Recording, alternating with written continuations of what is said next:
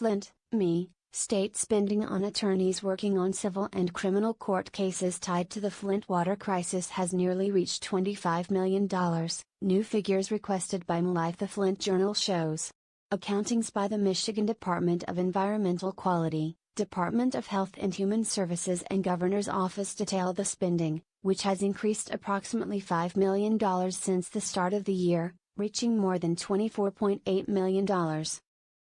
The billings do not account for some unsettled bills from attorneys for former emergency managers Darnell Early and Gerald Ambrose, each of whom has been charged with crimes for their alleged roles in the water crisis, which occurred after the city changed its water source from Lake Huron to the Flint River in a cost-saving move in 2014.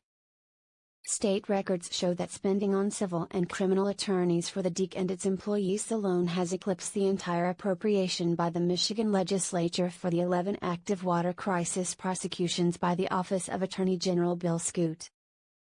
The legislature set aside $6.2 million for the prosecutions, and so far, the DEC has been billed $6.7 million by attorneys representing the department and its employees in civil and criminal cases. Another $5.9 million has been invoiced to Office of Governor Rick Snyder, $5.7 million more to DHHS, and the State Department of Treasury has agreed to reimburse the city of Flint at least $300,000 for attorneys for Ambrose, Early and another former emergency manager, Ed Kurtz, who has not been charged with any crime. Ron Lexie, a spokesman for the Michigan Department of Treasury, said Friday, July 13, that the responsibility for additional emergency manager bills in Flint remains unresolved. Although the department said more than 2 months ago that it had developed a reimbursement package to address some of the emergency manager expenses, Lexie said Friday that the plan is still under review. There is still far to go in the criminal prosecutions, only one of which has been bound over to Genesee Circuit Court for a jury trial.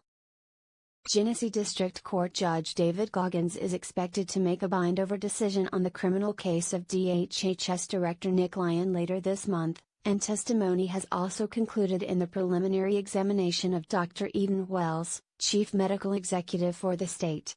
Other cases have not advanced that far even though some defendants were arraigned more than 2 years ago.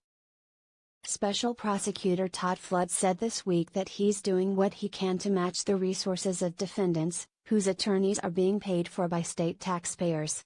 State employees charged with crimes are also being paid while on leave, and Lyon and Wells have been left on the job.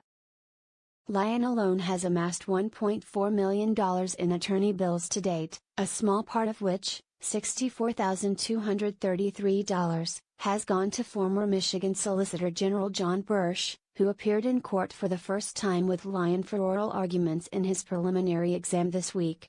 "If it costs $5 and I get $3, we're going to have to cut some corners, but we're going to get it done," Flood said.